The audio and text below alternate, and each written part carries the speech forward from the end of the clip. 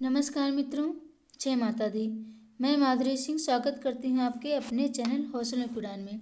और ये द्विवेदी युग की चौथी क्लास है। कुछ पंक्तियाँ हैं, थोड़ा सा देख लीजिएगा। राम तुम्हारा चरित स्वयं ही काव्य है, कोई कभी बन जाए सहज संभाव्य है। ये किसकी है? मैथिलीशरण गुप्त की। स्वानों को मिलता दूध भात, भूखे बच्चे ये कुलाते हैं, ये दिनकर की है। तुम्हें अन्नदाता भारत के, सच मुझ बैल राज महराज, ये महावीर प्रसाद द्विवेदी की है। दिवस का अवसान समीप था, गगन था कुछ लोहित हो चला, ये हरिऔध की है। अगला क्वेश्चन देखिएगा। निम्नलिखित में से किस प्रबंध काव्य की रचना इस उद्देश्य से हुई है कि उर्मिला काव्य की उपेक्षिता न रह जाए? तो ये किसका है? ये साकेत का है। व्याख्या देखिएगा।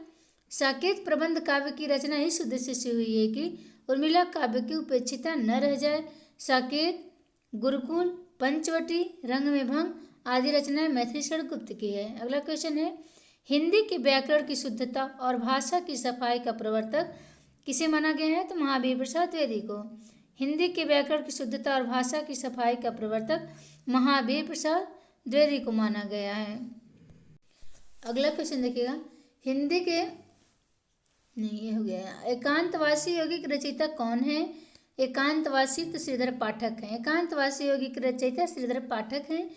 ये गोल्ड स्मिथ की कृति हरमिट का अनुवाद है। श्रीधर पाठक ने इनकी रचना लावड़ी और ख्याल शैली में की है। इनकी मौलिक और अंदित रचनाएं इस प्रकार हैं।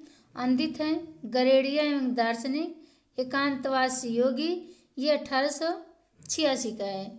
उजड़ ग्राम, ये उजड़ ग्राम 1889 का। शांत प्रतीक 1902 का है। और ये ऋतु संहार। अगला मौलिक वाला है, देखिएगा। मौलिक देखिएगा, बनाष्टक है। ये 1911 का शायद है। देहरादून 1915 का है। भारत गीत और जगत सच्चाई 1887 का है।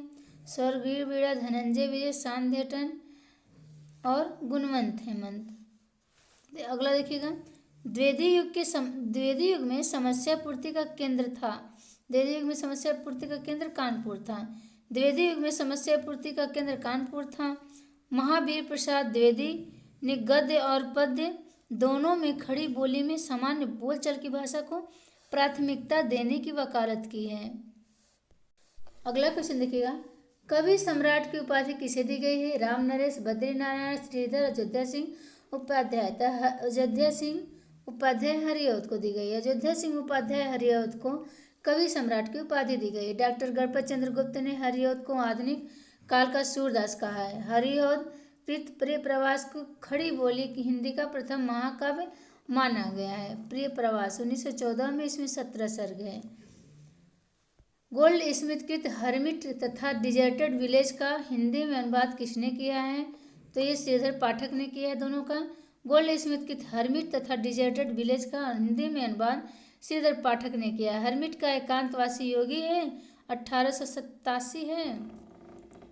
एकांतवासी योगी 1887 में। और डिजर्टेड विलेज का क्या है? उजड़ ग्राम 1889 में। उजड़ ग्राम ये हिंदी अनुवाद में किया है इसमें। और एकांतवासी योगी 1887 की रचना लावड़ी या ख्याल शैली में की गई है। पाठक जी द्वारा खड़ी बोली में रचित प्रथम कविता कौन सा है? ये गुणवंत हेमंत है। ये 1900 का है गुणवंत हेमंत। तथा खड़ी बोली की प्रथम पुस्तक एकांतवासी को माना गया, जो 1887 का है। अगला क्वेश्चन देखिएगा।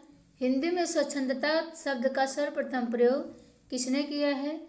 जयशंकर प्रसाद, मुकुटधर पांडे, रामकृष्ण दास और नंदुलारे वाजपेयी ने। तो ये मुकुटधर पांडे ने किया है स्वच्छंदता शब्द का सर्वप्रथम प्रयोग। व्याख्या देखिएगा।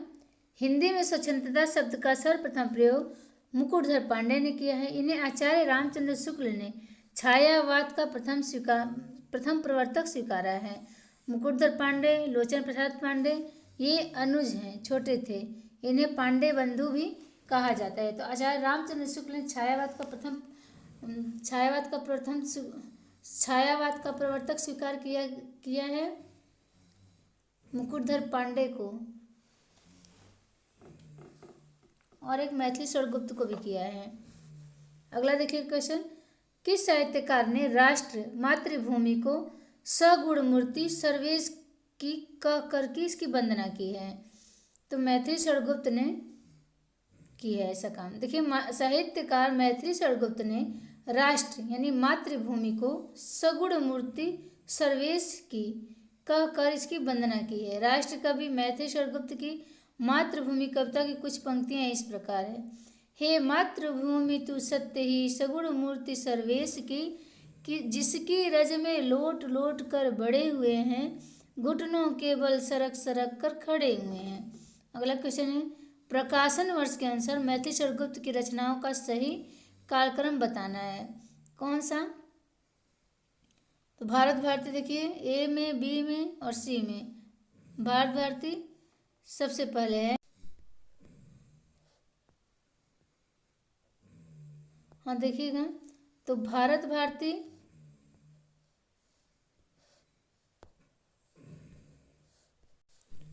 भारत भारती 1912 में, यशोधरा 1932 में, साकेत 1931 में और विष्णुप्रिया 1957 में। तो ऑप्शन नंबर यही होगा। भारत भारती 1912 में, यशोधरा 1932 में, साकेत 1931 में और विष्णुप्रिया 1957 में।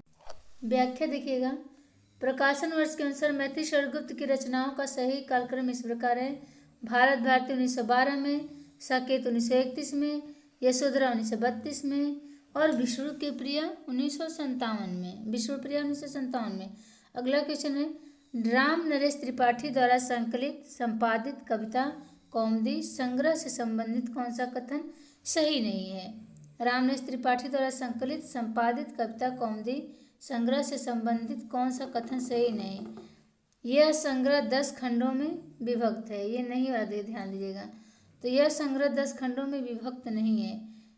इसमें हिंदी और उर्दू की कविताएं संकलित है। बांग्ला और संस्कृत की कविताओं का भी संग्रह में सम्मिलित किया गया है। इसके अनेक भाग में ग्राम गीतों का भी संग्रह किया गया है। तो ऑप्शन नंबर यह संग्रह 10 खंडों में विभक्त है, यही सही नहीं है। व्याख्या देख लीजिएगा, यह संग्रह 10 खंडों में विभक्त है। राम नरेश त्रिपाठी द्वारा संकलित संपादित कविता कौमुदी संग्रह से संबंधित गलत कथन है। यह संग्रह 8 खंडों में विभक्त है। कविता कौमुदी में 15,000 से अधिक लोकगीतों का संग्रह है, जिन्होंने त्रिपाठी से 1925 से 1930 के बीच अवध के गांव गांव में घूमकर संग्रहित किया था। इसमें सोहर, कजरी, बिरहा, होरी, मेला गीत, विवाह गीत, विदाई गीत आदि भी शामिल है। अगला क्वेश्चन है, चींटी से लेकर हाथी पर्यंत, पशु भिक्षु से लेकर राजा पर्यंत, मनुष्य बिंदु से लेकर समुद्र पर्यंत, जल अनंत, आकाश अनंत, पृथ्वी अनंत, पर्वत सभी पर कविता हो सकती है। उक्त कविता किस विद्वान का है ये? तो ये महावीर प्रसाद द्विवेदी जी का है।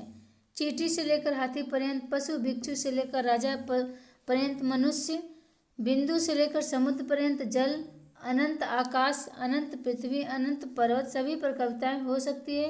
उक्त कथन महावीर प्रसाद द्विवेदी जी का है। अगला क्वेश्चन है, भारत भारती की रचना का उद्देश्य क्या है? तो अतीत से प्रेरणा ग्रहण करना और वर्तमान को सार्थक करना और भविष्य का निर्माण करना, ये सभी हैं। बिल्कुल ये सभी हैं। Option number D Bharat Bharati का है। देखिएगा व्याख्या, भारत भारती की रचना का उद्देश्य इस प्रकार है। अतीत से प्रेरणा ग्रहण करना, वर्तमान को सार्थक करना, भविष्य का निर्माण करना और मैथिली स्वर्गगुप्त को भारत भारती रचना की मूल प्रेरणा मुसद्द सेहाली तथा ब्रजमोहन दत्तात्रेय कैफी कृत भारत दर्पण पुस्तक से प्राप्त हुआ है।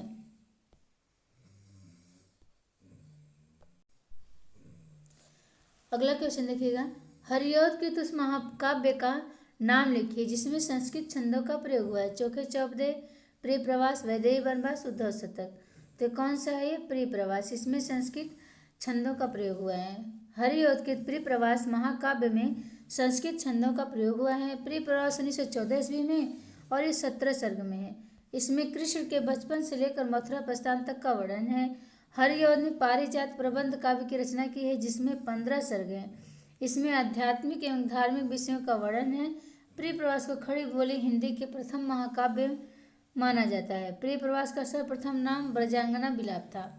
अगला क्वेश्चन है, किस कवि को राष्ट्र कवि की उपाधि मिली है? श्रीधर पाठक को, बालमुकुंद गुप्त को, सियाराम शरण गुप्त को या मैथिली शरण गुप्त को? तो किसको? मैथिली शरण गुप्त को। किस कवि को राष्ट्र कवि की उपाधि मिली है? मतलब मैथिली शरण गुप्त को। मैथिली शरण गुप्त को राष्ट्र कवि की उपाधि मिली है, जो गुप्त जी द्विवेदी युगीन कवि हैं। गुप्त की रचनाएं रंग में भंग 1909, जयद्रथ वध 1910, किसान 1917, बिकट भट्ट गुरुकुल, साकेत 1931 में, भारत भारती 1912 में और झंकार यशोधरा 1932 का है और द्वापर 1936 का, जय भारत 1952 का, 1800 विष्णुप्रिया 1957 का, सिद्धराज 1936 का, हिंदू वैतालिक पंचवटी 1925 की है।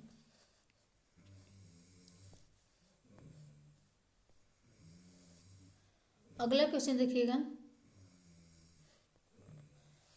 द्विवेदी युग को जागरण काल किसने कहा है? तो रामचंद्र शुक्ल ने, हजारी प्रसाद द्विवेदी ने, नागेंद्र ने, बाबू गुलाब राय ने। तो ये नागेंद्र ने। द्विवेदी युग को डॉक्टर नागेंद्र ने जागरण सुधार काल कहा है। जागरण सुधार काल द्विवेदी युग को किसने कहा है? नागेंद्र ने कहा है। इसकी समयावधि 1900 से 1928 तक मानी जाती है और आचार्य शुक्ल ने द्विवेदी युग को नई धारा द्वितीय उत्थान के अंतर्गत रखा है तथा समय अवधि 1893 ईस्वी से 1918 ईस्वी तक माना जाता है। नोट देखिएगा, प्रश्न में जागरण सुधार काल दिया है जो कि असंगत है। डॉक्टर नागेंद्र द्विवेदी को जागरण सुधार काल नाम दिया गया है। अगला क्वेश्चन देखिएगा, दिवस का अवसान समीप था, गगन था कुछ लोहित हो चला। ये पंक्तियाँ किसकी हैं? तो ये अयोध्या सिंह उपाध्याय हरिऔध की है। पंक्ति में उनसे संबंधित रचना इस प्रकार, दिवस का अवसान समीप था, गगन था कुछ लोहित हो चला। अयोध्या सिंह उपाध्याय हरिऔध प्रिय प्रवास का है ये।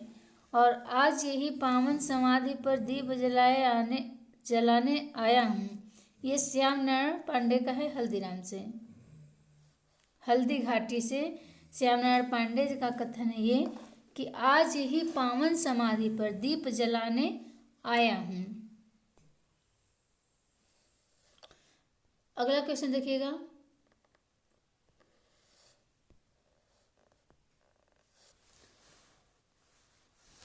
द्विवेदी युग का कौन सा कवि है? अगला है, द्विवेदी युग का कौन सा कवि है जिसने सारी रचनाएं ब्रज भाषा में की है? तो जगन्नाथ दास रत्नाकर है। जगन्नाथ दास रत्नाकर द्विवेदी युग के कवि जगन्नाथ दास रत्नाकर, जिसने सारी रचनाएं ब्रज भाषा में की है। रचनाकार उर्दू में जकी उपनाम से कविता करते थे और रत्नाकर की रचनाएं देखिए, गंगा अवतरण, उद्धव शतक, हरिश्चंद्र, हिंडोला, श्रृंगार लहरी, कलकासी और वीराष्टक। अगला क्वेश्चन है, जयद्रथ वध, ये किसकी है? ये मैथिली शरण गुप्त की 1800। जयद्रथ वध 1910 की है। जयद्रथ वध रचना मैथिली शरण गुप्त की अन्य रचनाएं देखिएगा, रंग में भंग 1909 में, किसान 1917 में, बिकट भट्ट और गुरुकुल ये दोनों 1929 की है। बिकट भट्ट और गुरुकुल दोनों 1929 की है। साकेत 1931 की, भारत भारती 1912 की, झंकार का नहीं पता, यशोधरा 1932 की, द्वापर 1936, जय भारत विष्णुप्रिया 1957 और हिंदू वैतालिक पंचवटी 1925। अगला देखिए, माइकल मधुसूदन दत्त कृत मेघनाथ वध का हिंदी में अनुवाद किसने किया है? माइकल मधुसूदन दत्त कृत मेघनाथ वध का हिंदी में अनुवाद किसने किया है? तो ये मैथिली शरण गुप्त ने किया है।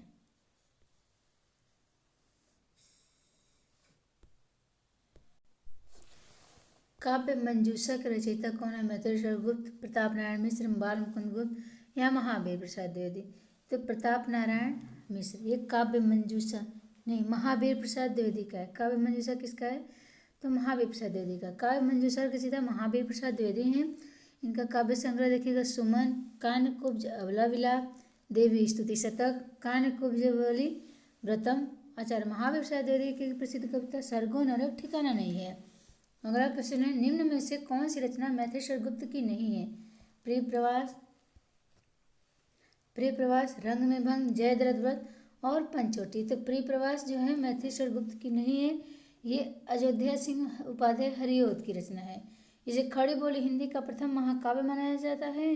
प्रिय प्रवास प्रथम नाम ब्रजांगना विलाप था। यह संपूर्ण काव्य संस्कृत विड़वत्तों पर आधारित था, वृत्तों पर आधारित था। रंग में भंग 1909, जयद्रथ व्रत 1910, पंचवटी 1925 मैथिली गुप्त की रचनाएं हैं।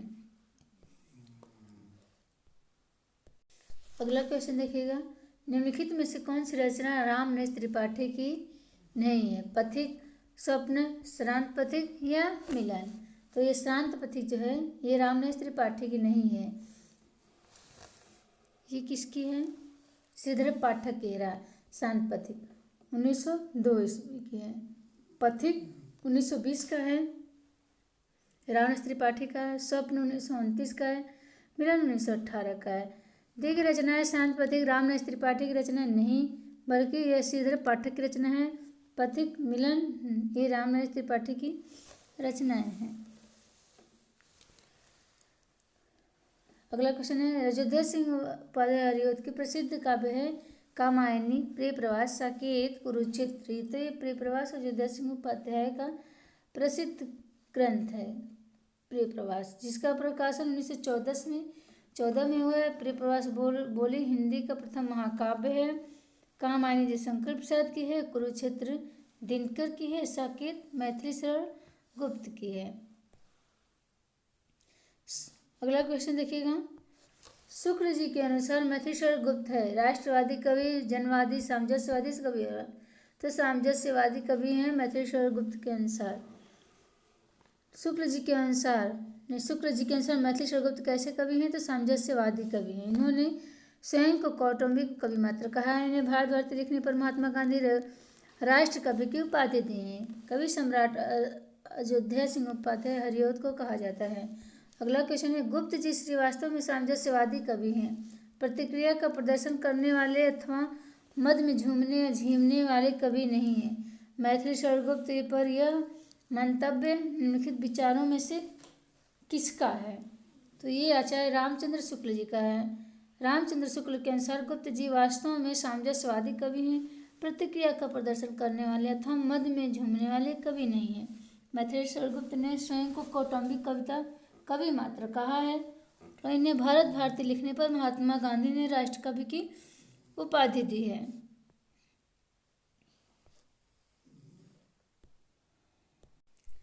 अगला क्वेश्चन देखिएगा, मैथिली शरण गुप्त को निम्नलिखित रचनाओं में से कौन सी अनूदित है, मौलिक नहीं है? पंचवटी, मेघनाद वध, जय भारत और नहुष।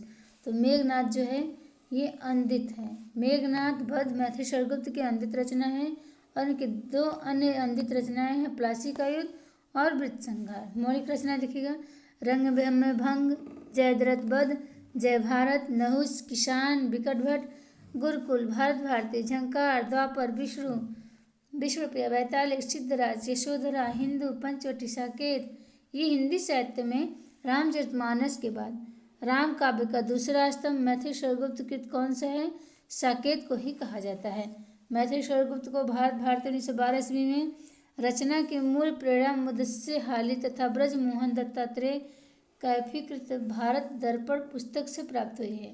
अगला क्वेश्चन देखिए, मेरे चपल यौवन बाल अचल अंचल में पड़ा सो मचल कर मत साल। यह काव्य पंक्तियां लिखित में से किसके द्वारा है? ये मैथिली शरण गुप्त का है। मेरे चपल यौवन बाल अचल अंचल में पड़ा सो मचल कर मत साल।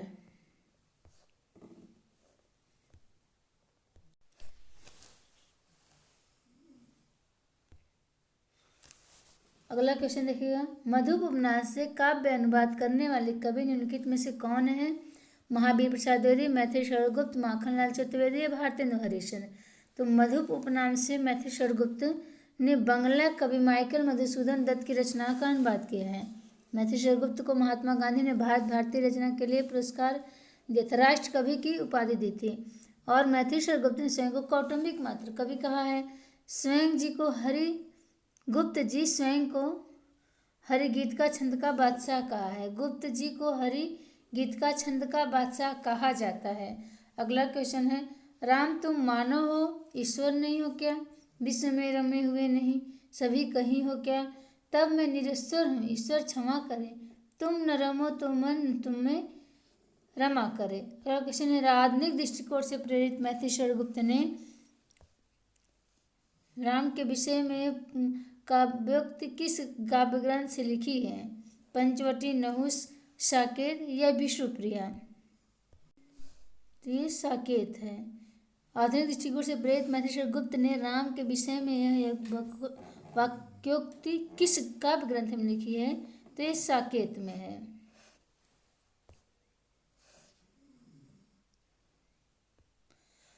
अगला देखिएगा,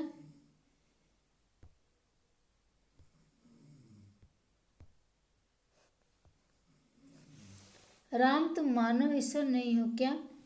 विश्व में रमे हुए नहीं सभी कहीं हो क्या? तब मैं निरीश्वर हूँ, ईश्वर क्षमा करे। तुम न रमो तो मन तुमसे रमा करे। आधुनिक दृष्टिकोण से प्रेरित मैथिलीशर गुप्त ने राम के विषय में यह काव्योक्ति साकेत काव्य ग्रंथ में लिखा है। पंचवटी, नहुस तथा विष्णुप्रिया गुप्त जी की काव्य रचना है। दिवस का अवसान समीप था, गगन था कुछ लोहित हो चला, तरु शिखर पर थी अब विराजती कमलिनी कुल वल्लभ की प्रभा। इस काव्य पंक्तियों का आशय क्या है? सूर्यास्त हो चला, आसमान में लालिमा फैलने लगी, चिड़िया अपने घर में विश्राम करने लगी, पेड़ों की फुनगियों पर सूरज की किरणें पड़ने लगी। ये तो ऑप्शन नंबर बी और डी दोनों सही हैं। ये बी और डी, आसमान में लालिमा फैलने लगी, पेड़ों की फुनगियों पर सूरज की आखिरी किरणें विराजमान थी। दिवस का अवसान समीप था, गगन कुछ लोहित हो चला, तरु शिखा पर थी अब राजती कमलिनी कुल वल्लभ की प्रभा। इस काव्य पंक्तियों का आशय है, आसमान में लालिमा फैलने लगी थी, पेड़ों की फुनगियों पर सूरज की आखिरी किरणें विराजमान थी। उपयुक्त पंक्ति हरियों की प्रिय प्रवास से है। व्याख्या देखिएगा, दिवस का अवसान समीप था, गगन था कुछ लोहित हो चला, तरु शिखा पर थी अब राजती कमलिनी कुल वल्लभ की प्रभा। इस काव्य पंक्तियों का आशय है, आसमान की लालिमा फैलने लगी थी, पेड़ों की फुनगियों पर सूरज की आखिरी किरणें विराजमान थी। उपयुक्त पंक्ति हरियोत्कृत प्रिय प्रवास की है। अगला है, भारत भारती के संबंध में कौन सा कथन सही है? ये बताना है कौन सा कथन सही है। भारत भारती की रचना मुद्दसो जजे इस्लाम की प्रेरणा से हुई। हाँ, राष्ट्रीय सांस्कृतिक चेतना जगाने में यह कृति विफल रही। जी, गुप्त जी भारत दर्पण के लेखक ब्रजमोहन दत्तात्रेय कैफी से भी प्रभावित थे। इसमें आद्यांत भारत की दयनीय स्थिति का वर्णन किया गया है। तो इसमें ऑप्शन नंबर ए सही है, यानी कि ए और सी दोनों सही हैं। ए और सी। भारत भारती के संबंध में भारत भारती की रचना जजे इस्लाम की प्रेरणा से हुई है और गुप्त जी भारत दर्पण के लेखक ब्रजमोहन दत्तात्रेय कैफी से प्रभावित हैं। ऑप्शन नंबर ए सही है। अगला क्वेश्चन देखिएगा, अच्छी हिंदी बस एक ही व्यक्ति लिखता था, यह कथन किस आलोचक ने किसके बारे में कहा है? एक ही, तो ये ऑप्शन नंबर बी ही है कि अच्छी हिंदी बस एक ही व्यक्ति लिखता था, यह कथन किस आलोचक ने किसके बारे में कहा है? तो महावीर प्रसाद द्विवेदी ने बाल मुकुंद गुप्त के बारे में कहा है। जय माता दी मित्रों, नमस्कार। अगर आपको वीडियो पसंद आए तो लाइक, शेयर, कमेंट, सब्सक्राइब जरूर करिएगा। धन्यवाद मित्रों, नमस्कार।